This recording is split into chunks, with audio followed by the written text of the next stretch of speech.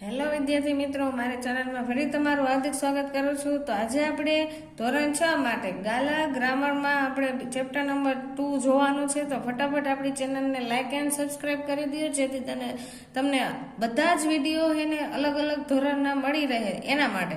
તો ખાસ કરીને શેર પણ કરો, જેથી તમારા ફ્રેન્ડને પણ મળી રહે।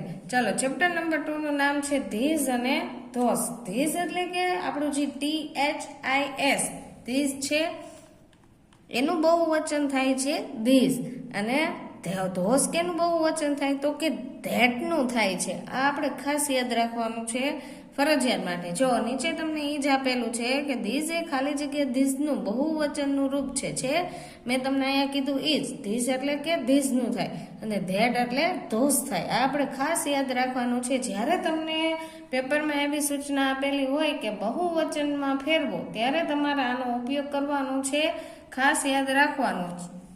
બીજું છે ધોઝ એ ધેટનું બહુવચન છે।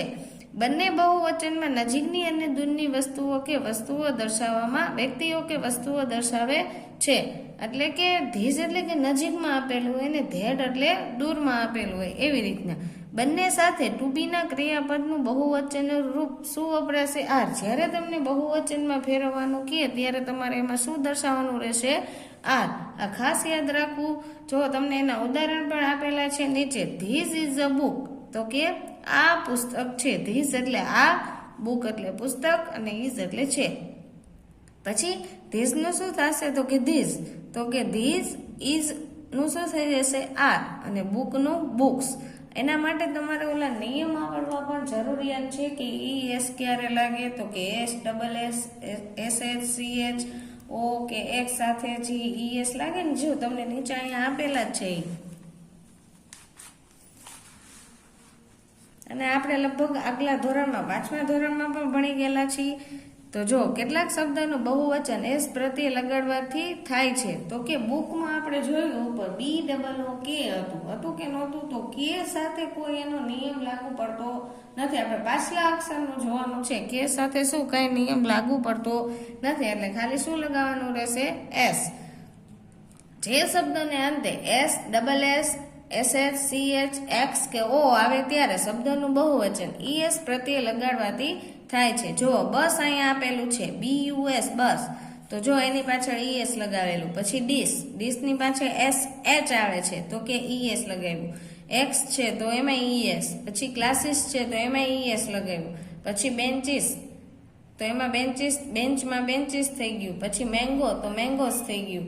એવી રીતના લગાવવાનું રહે। પછી જ્યારે શબ્દને અંતે FKFE હોય તો તેને કાઢીને શું લગાવવાનું? VES। ધારો કે KNIFE, તો FE ને કાઢી શું કર્યું? VES। પછી અહીં લેફ આપ્યું, તો કે LEAF ને કાઢીને VES। પછી કે જ્યારે શબ્દને અંતે Y હોય તેની પહેલા શું હોય? AEIOU સિવાયના અક્ષર, એટલે કે સ્વર સિવાયના અક્ષરો આપેલા હોય, એટલે કે વ્યંજન હોય। શું હોય?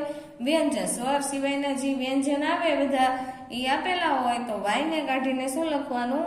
IES।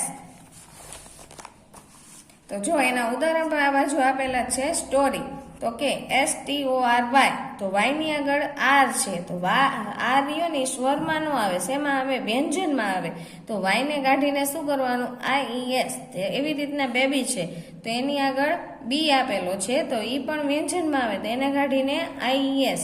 પછી સિટી છે SITY, તો કે Y ને કાઢીને એમાં શું કરવાનું? IES।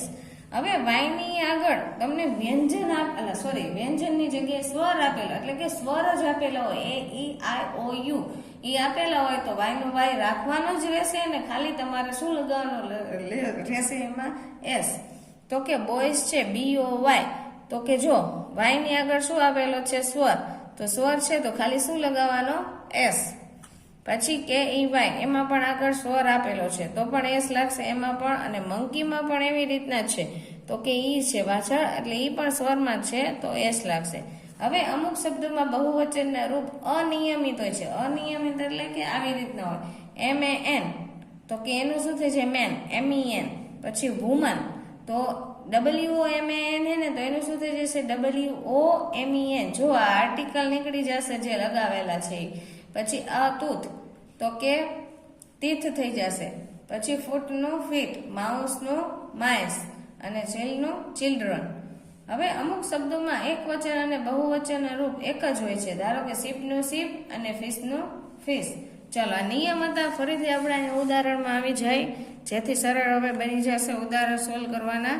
That is a boy, તો કે ધેટનું શું મેં તમને કીધું હતું, ધોસ થઈ જશે. ધોસ, ઇઝનું આર અને બોય. તો જોવાનું વાયની આગળ શું આપેલો છે, તો કે સ્વર છે, તો વાયનો વાય રાખવાનો ને આપણે શું લગાવી દેવાનું, એસ. ચાલો આ વાક્ય થઈ ગયું. હવે પ્રશ્નાર્થ વાક્ય અને યસ નો માં બનાવવાના છે. તો કે ધીઝ આર બુક્સ.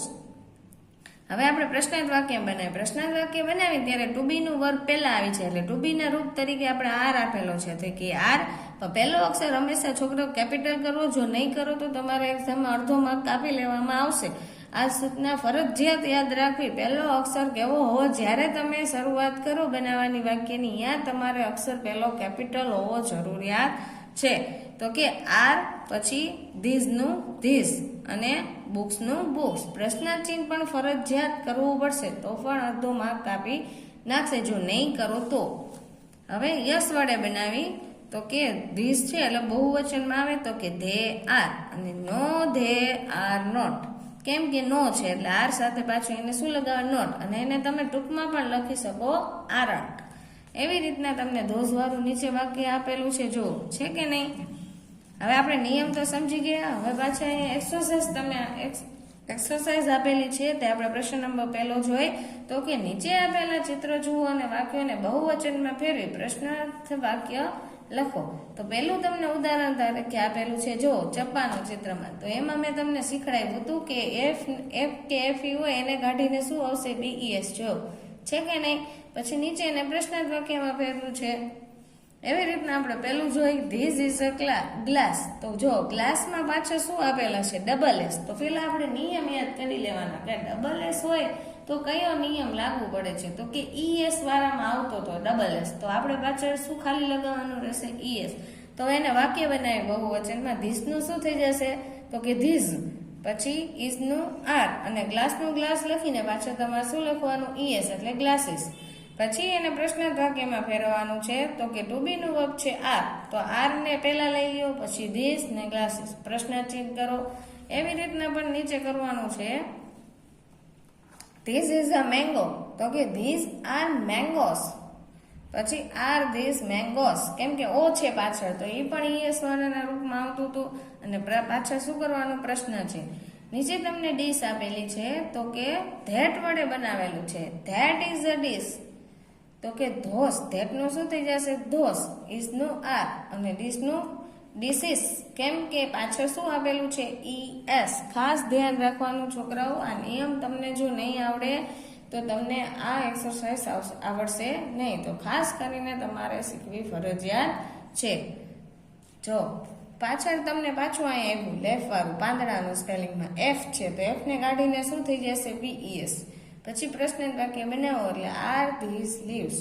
પછી ધેટ ઇઝ અ ચિલ્ડ, એટલે કે એક છોકરાની વાત કરી. હવે આપણે બે છોકરાની વાત કરી તો શું થઈ જશે, ચિલ્ડ્રન. બરાબર. હવે અહીંયા પણ એમ જ છે, ફિશ. તો આપણે જોયું તો શીપનું શીપ રી અને ફિશનું ફિશ. તો એમાં ફેરવવાનું નહીં, ફિશનું ફિશ જ રાખવાનું રહેશે. પછી સાતમું છે, these that is a tree. That નું શું થઈ જાય, ધોસ. ઇઝ નું આર અને ટ્રી છે તો કાંઈ નિયમ ઈ વાળામાં નિયમ લાગુ પડતો નથી. તો પાછળ તમારે ખાલી શું લગાવી દેવાનો, એસ લગાવી દેવાનો, એટલે એ બહુવચન થઈ જાય. હવે આર ધોસ ટ્રીસ. પ્રશ્નાર્થ ચિહ્ન. એવી રીતના એલિફન્ટ મંકી વાળામાં, જો મંકી વાળામાં વાય વાળું આવ્યું તો વાય ની આગળ તમને શું આપેલો છે, સ્વર છે.